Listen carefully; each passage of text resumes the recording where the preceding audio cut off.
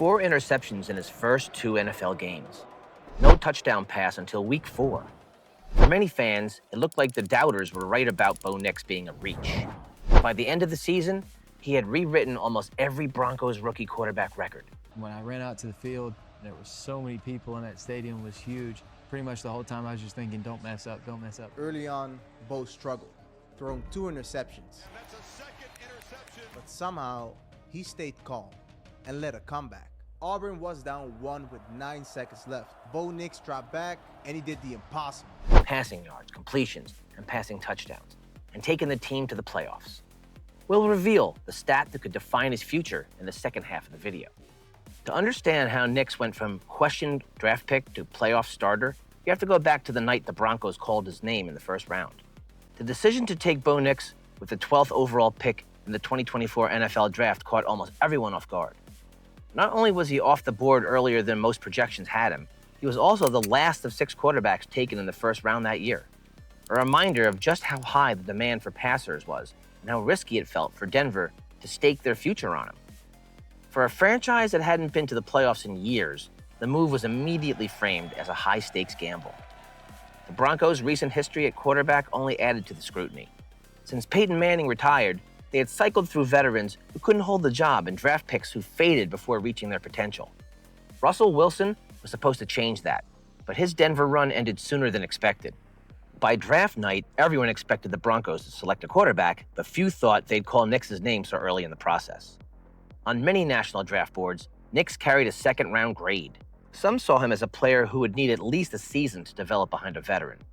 The common critique was that while he was accurate and poised, he lacked the big arm or eye-popping athleticism NFL teams often covet in a first-rounder. When Denver made the pick, the commentary came quickly. Safe, efficient, but maybe too limited to be the cornerstone of a modern NFL offense. Among fans, the reaction was mixed. Many welcomed the commitment to a young quarterback who could be developed within the system. Others feared another name would be added to the long list of post-Manning disappointments. Social media reflected that split. Cautious optimism edged with skepticism. Nix's college resume only fueled the debate. After 3 seasons at Auburn marked by ups and downs, he transferred to Oregon and flourished. There, he set the NCAA single-season completion percentage record, took care of the football, and ran the Ducks offense with total command. Supporters pointed to the accuracy and decision-making as exactly what Denver needed. Critics countered that Oregon's offense leaned on quick, short passes against softer coverages, a style that wouldn't necessarily hold up in the NFL. Questions about whether his arm strength could threaten defenses deep downfield persisted. His extensive starting experience, 5 full college seasons, was a rare trait for a first-round pick. To some evaluators, it meant he'd face top competition and pressure situations unlike most rookies, giving him a mental edge. Others worried that with so much tape, his ceiling was already visible and there was little room left to grow. In either case, by the time he arrived in Denver, Nix was well aware of the narratives surrounding him. He wasn't just another rookie quarterback. He was the litmus test for the Broncos' front office vision. That reality amplified the stakes for his first NFL snaps. If he looked composed and productive, it could quiet the noise. If he struggled, it would echo all the doubts from draft night. Early on, it leaned towards the latter. Hesitation at the line, stalled drives, and mistakes that landed quickly on highlight reels for the wrong reasons. For those convinced he needed a long adjustment window, this felt like validation. Few rookies faced that level of pressure so quickly, but the circumstances made him an even bigger target for criticism. Denver's offense at the time wasn't helping this case. Without consistent scoring, more attention fell on the quarterback pick and the idea that the Broncos might have gambled and lost. Talk shows and national segments replayed footage from draft night, reminding viewers of industry experts who had questioned the pick from the start. Perception outside the locker room turned sharply, even before Nix had played a month of football. On paper, the numbers from those first games backed up the skepticism, making it easy for detractors to call the decision a mistake. For a brief stretch, it genuinely looked like the voices calling him a reach might have proven right. Still, Denver's internal evaluation told a different story. One that, by season's end, saw Nix throw for 3,775 yards and 29 touchdowns, rewriting the franchise's rookie record book. But before that turnaround became reality, his introduction to the NFL brought the roughest kind of start a young quarterback can face. Through his first 4 games, Bo Nix had thrown just 1 passing touchdown against 4 interceptions. For fans and analysts already doubtful about the Broncos' decision to draft him, those early numbers were enough to reinforce every concern. Local sports radio compared him to past Denver quarterback struggles, while national coverage treated him as another overdrafted rookie, finding out how hard the NFL can be. Inside the building, there was concern but not panic. Some pointed to the steep learning curve of Sean Payton's system and the limited practice reps a rookie gets before week 1. Still, his NFL debut was a tough road opener against Seattle. 2 interceptions and more questions than answers. He completed just 61.9% of his passes for 138 yards without a touchdown. And while he added a rushing score, the performance felt more like survival than control. A strong defensive effort kept the game close, but Denver fell short, and the spotlight on Nix grew even more intense. Week 2 in Kansas City brought more frustration. He was intercepted twice, once on a deep throw into double coverage, the other on a misread against a rotating secondary. Again, the defense kept the score manageable, holding Patrick Mahomes to 20 points. But the offense never found the end zone through the air. After 2 games, Denver's lone offensive touchdown had come on the ground, and doubts were building fast. Against the Chargers in Week 3, Nix showed more discipline. He avoided turnovers and managed the short game effectively enough to sustain drives, but the red zone issues lingered. Denver's points came on field goals, and his longest completion was a short pass that turned into extra yardage after the catch. The Broncos won thanks to late defensive takeaways and game control, but the victory did little to change the outside perception of their rookie quarterback. By Week 4 versus the New York Jets, there were subtle signs of progress. Nix didn't post huge numbers, but his decisiveness improved. In the fourth quarter, trailing by 4, he orchestrated a drive starting from the Broncos' 25-yard line to the Jets' 12. He completed 6 straight passes, each to a different receiver, reading the coverage quickly and taking the safest available option. The drive ended in a field goal rather than a touchdown, but it stood out as his most composed sequence to that point. Payton's offense remained a major talking point during this stretch. The scheme requires the quarterback to diagnose pre-snap looks, adjust protections, and alter routes on the fly, tasks that can overwhelm even experienced players. Defenses exploited his inexperience with disguised blitzes and late rotations, often forcing throws a half beat behind. From the outside, it looked like a rookie struggling to keep pace. Inside the locker room, however, teammates noticed his steadiness, his quick ownership of mistakes, and his habit of asking for extra time in the film room to process what had gone wrong. In front of reporters, his demeanor didn't change. Whether coming off a loss or a narrow win, he spoke in the same calm tone, acknowledging errors, outlining what needed work, and giving teammates credit. That approach didn't erase the turnovers, but it signaled a mental resilience the Broncos valued. During those weeks, a stingy defense kept games within reach while the offense worked through its growing pains. Denver would ultimately finish the season ranked 3rd in points allowed, and their ability to hold opponents in check gave Nix space to work through his adjustment period without the season unraveling entirely. The momentum shift came gradually, not from one spectacular throw, but from a collection of small improvements. Faster reads, cleaner footwork, and willingness to take the right play rather than force a big one. That late drive against the Jets wasn't a breakout, but it hinted at the patience and timing he'd shown in college finally beginning to translate.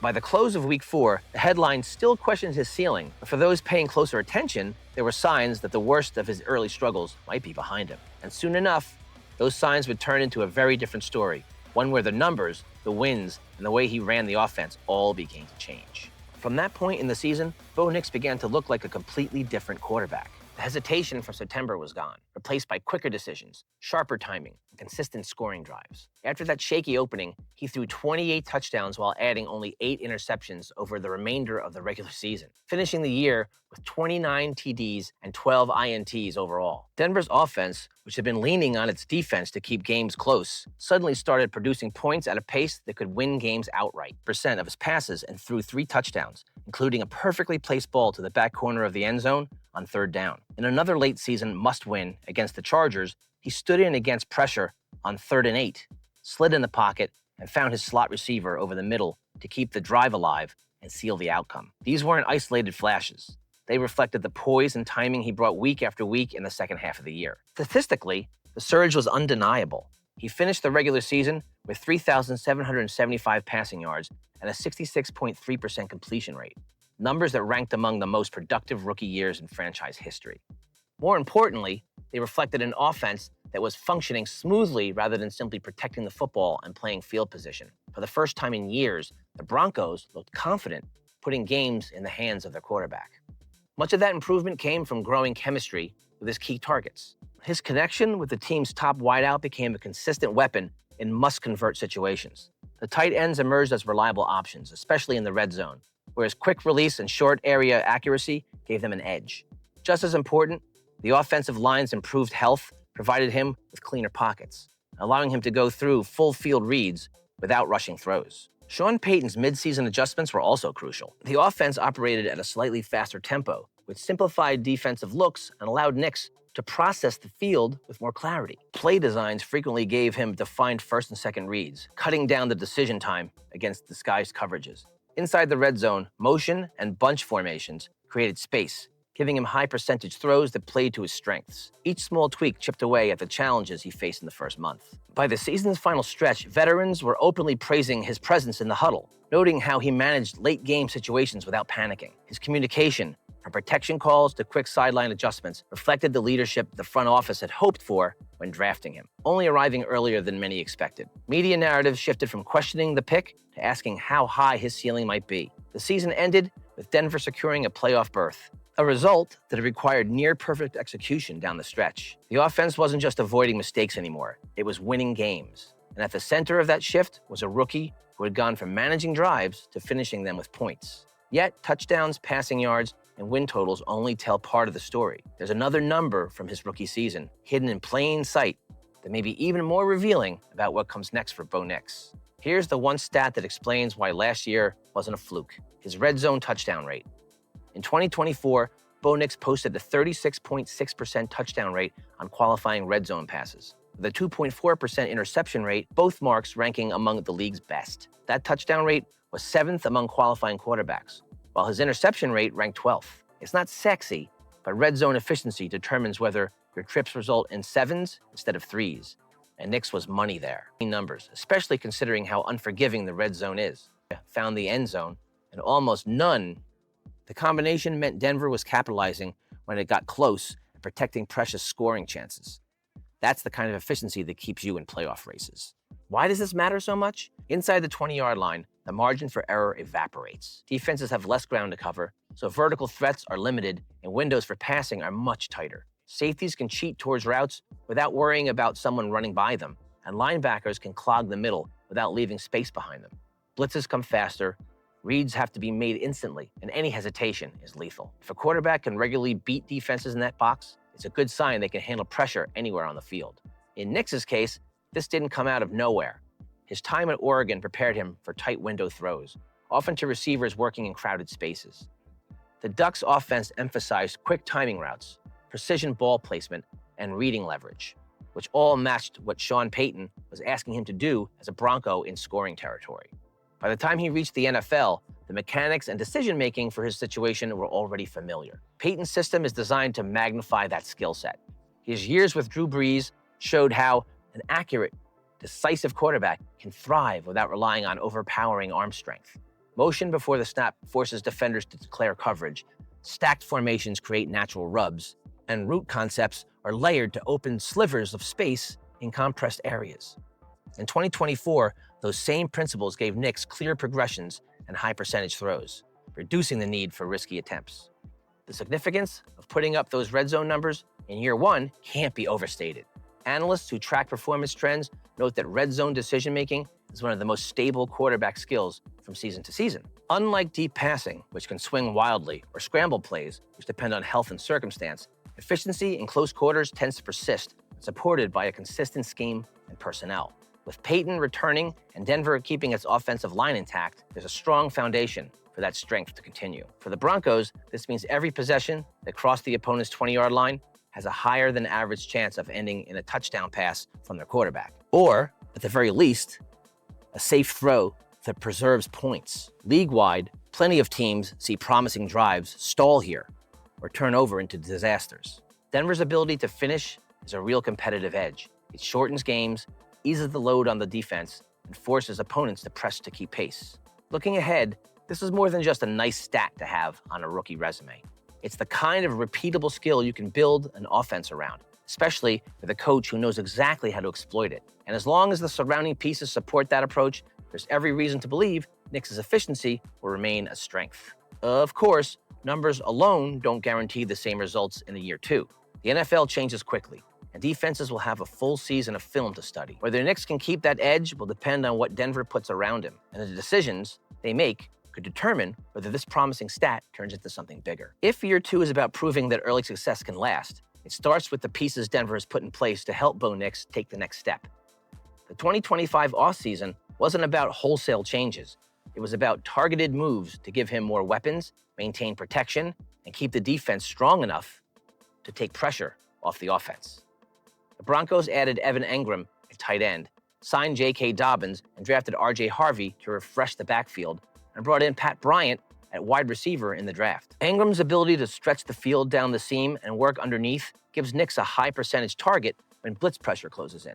Harvey's quickness and receiving skills out of the backfield fit perfectly with how Nix uses checkdowns to keep drives alive, while a healthy Dobbins offers another proven option when Denver leans on the ground game.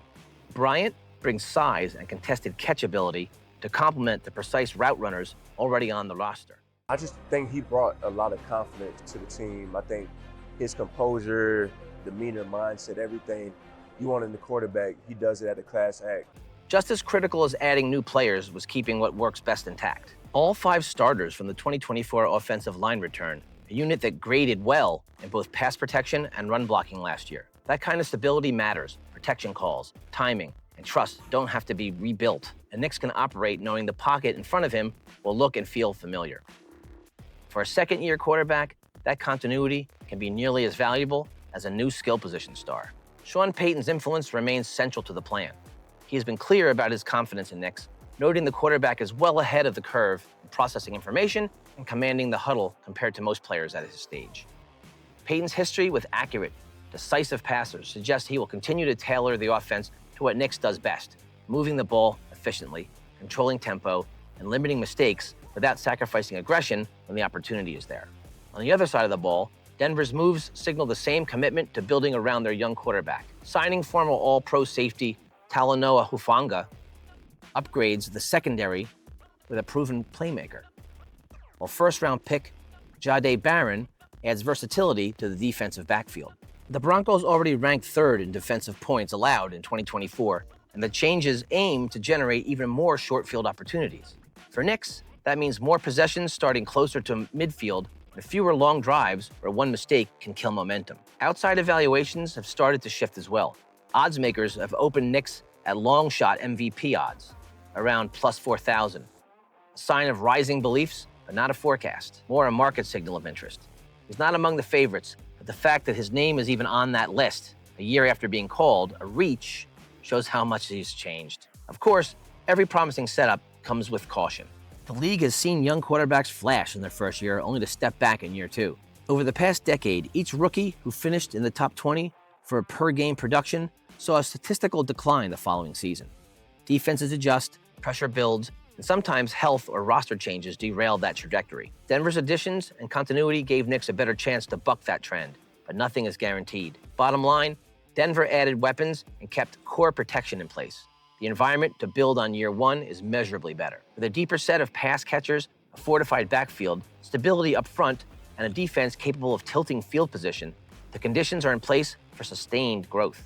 How those conditions translate once the games start will determine the next stage of his career, and that's the storyline everyone will be watching.